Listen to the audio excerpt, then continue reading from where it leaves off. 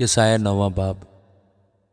اس نے قدیم زمانہ میں زبولون اور نفتالی کے علاقوں کو ذلیل کیا، پر آخری زمانہ میں قوموں کی گلیل میں دریا کی سمت یردن کے پار بزرگی دے گا۔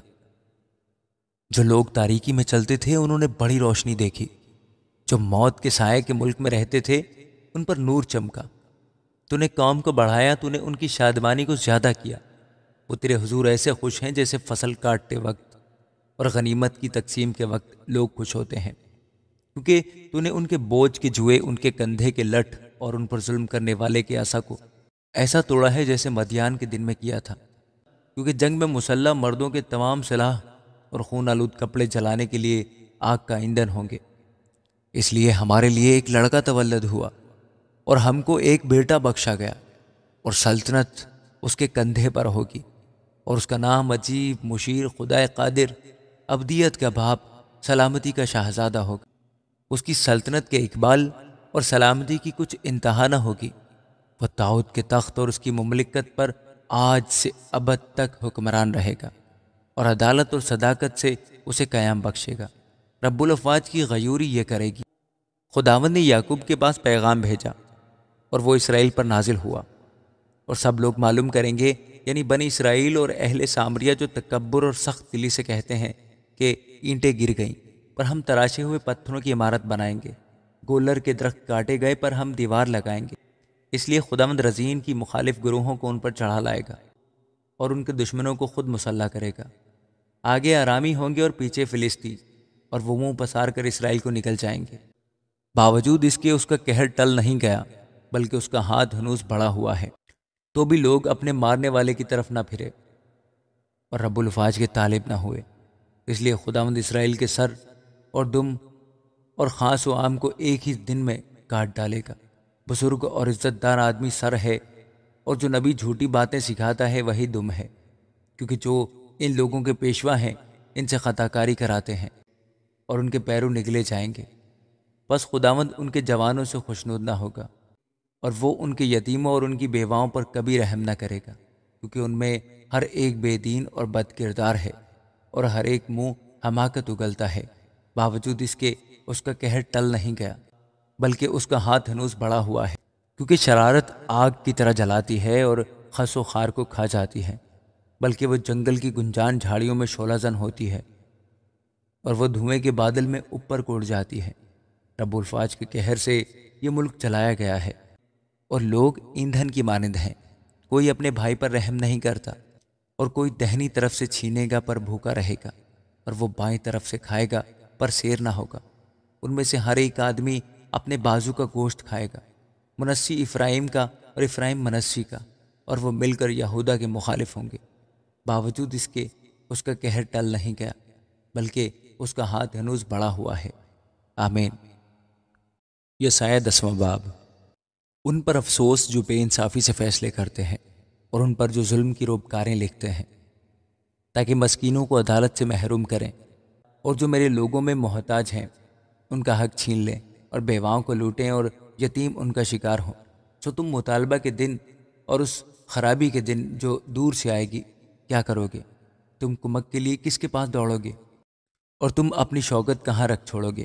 وہ قیدیوں میں گھسیں گے اور مقتولوں کے نیچے چھپیں گے۔ باوجود اس کے اس کا قہر ٹل نہیں گیا، بلکہ اس کا ہاتھ ہنوز بڑھا ہوا ہے۔ اسور یعنی میرے قہر کے عصا پر افسوس، جو لٹھ اس کے ہاتھ میں ہے سو میرے قہر کا ہتھیار ہے۔ میں اسے ایک ریاکار قوم پر بھیجوں گا، اور ان لوگوں کی مخالفت میں جن پر میرا قہر ہے میں اسے حکم قطعی دوں گا کہ مال لوٹے اور غنیمت لے لے، اور ان کو بازاروں کی کیچڑ کی مانند لتاڑے۔ لیکن اس کا یہ خیال نہیں ہے، اور اس کے دل میں یہ خواہش نہیں کہ ایسا کرے، بلکہ اس کا دل یہ چاہتا ہے کہ قتل کرے اور بہت سی قوموں کو کاٹے، کیونکہ وہ کہتا ہے کیا میرے عمرہ سب کے سب بادشاہ نہیں؟ کیا کلنو کرکمس کی مانند نہیں ہے، اور حمات عرفات کی مانند نہیں، اور سامریہ دمشق کی مانند نہیں؟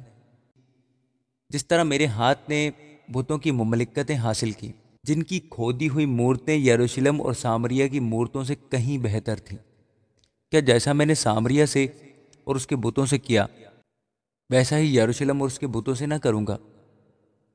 لیکن یوں ہوگا کہ جب خداوند کوہ سیون پر اور یروشلم میں اپنا سب کام کر چکے گا، تب وہ فرماتا ہے میں شاہ اسور کو اس کے گستاخ دل کے سمرہ کی اور اس کی بلند نظری اور گھمنڈ کی سزا دوں گا، کیونکہ وہ کہتا ہے میں نے اپنے زور بازو سے اور اپنی دانش سے یہ کیا ہے، کیونکہ میں دانش مند ہوں۔ ہاں، میں نے قوموں کی حدود کو سرکا دیا اور ان کے خزانے لوٹ لیے، اور میں نے جنگی مرد کی مانند تخت نشینوں کو اتار دیا، اور میرے ہاتھ نے لوگوں کی دولت کو گھونسلے کی طرح پایا، اور جیسے کوئی ان انڈوں کو جو متروک پڑے ہوں سمیٹ لے، ویسے ہی میں ساری زمین پر قابض ہوا، اور کسی کو یہ جرت نہ ہوئی کہ پر ہلائے یا چونچ کھولے یا چہچہائے۔ کیا کلہاڑا اس کے روبرو جو اس سے کاٹتا ہے لافزہ نہیں کرے گا؟ کیا ارا ارا کش کے سامنے شیخی مارے گا؟ گویا عصا اپنے اٹھانے والے کو حرکت دیتا ہے اور چھڑی آدمی کو اٹھاتی ہے۔ اس سبب سے خداوند رب الفاج اس کے فربا جوانوں پر لاغری بھیجے گا اور اس کی شوکت کے نیچے ایک سوزش آگ کی صورت کی مانند بھڑکائے گا، بلکہ اسرائیل کا نور ہی آگ بن جائے گا اور اس کا قدوس ایک شعلہ ہوگا، اور وہ اس کے خس و خار کو ایک دن میں جلا کر بھسم کر دے گا، اور اس کے بن اور باغ کی خوشنمائی کو بالکل نیست و نابود کر دے گا، اور وہ ایسا ہو جائے گا جیسا کوئی مریض جو غش کھائے، اور اس کے باغ کے درخت ایسے تھوڑے بچیں گے کہ ایک لڑکا بھی ان کو گن کر لکھ لے گا۔ اور اس وقت یوں ہوگا کہ وہ جو بنی اسرائیل میں سے باقی رہ جائیں گے اور یعقوب کے گھرانے میں بچ رہیں گے، اس پر جس نے ان کو مارا پھر تکیہ نہ کریں گے، بلکہ خداوند اسرائیل کے قدوس پر سچے دل سے توکل کریں گے۔ ایک بقیہ یعنی یعقوب کا بقیہ خدائے قادر کی طرف پھرے گا، کیونکہ اے اسرائیل اگرچہ تیرے لوگ سمندر کی ریت کی مانند ہوں تو بھی ان میں کا صرف ایک بقیہ واپس آئے گا، اور بربادی پورے دل سے مقرر ہو چکی ہے، کیونکہ خداوند رب الفاج مقررہ بربادی تمام روئے زمین پر ظاہر کرے گا۔ لیکن خداوند رب الفاج فرماتا ہے اے میرے لوگوں جو سیون میں بستے ہو، اسور سے نہ ڈرو، اگرچہ وہ تم کو لٹ سے مارے اور مصر کی طرح تم پر اپنا عصا اٹھائے، لیکن تھوڑی ہی دیر ہے کہ جوش و خروش موقوف ہوگا، اور ان کی ہلاکت سے میرے قہر کو تسکین ہوگی، کیونکہ رب الفاج مدیان کی خون ریزی کے مطابق جو حوریب کی چٹان پر ہوئی اس پر ایک کوڑا اٹھائے گا، اس کا عصا سمندر پر ہوگا، ہاں وہ اسے مصر کی طرح اٹھائے گا، اور اس وقت یوں ہوگا کہ اس کا بوجھ تیرے کندھے پر سے اور اس کا جوا تیری گردن پر سے اٹھا لیا جائے گا، اور وہ جوا مسا کے سبب سے توڑا جائے گا۔ وہ ایات میں آیا ہے، مجرون میں سے ہو کر گزر گیا، اس نے اپنا اسباب مکماس میں رکھا ہے، وہ گھاٹی سے پار گئے، انہوں نے جبا میں رات کاٹی، راما ہراساں ہے، جبائے ساؤل بھاگ نکلا ہے۔ اے جلیم کی بیٹی چیخ مار، اے مسکین انتوت اپنی آواز لیس کو سنا۔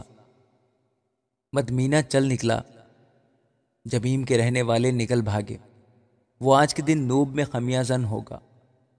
تب وہ دختر سیون کے پہاڑ یعنی کوہ یروشلم پر ہاتھ اٹھا کر دھمکائے گا، دیکھو خداوند رب الفاج ہیبت ناک طور سے مار کر شاخوں کو چھانٹ ڈالے گا، کداور کاٹ ڈالے جائیں گے اور بلند پست کیے جائیں گے، اور وہ جنگل کی گنجان جھاڑیوں کو لوہے سے کاٹ ڈالے گا، اور لبنان ایک زبردست کے ہاتھ سے گر جائے گا۔ آمین۔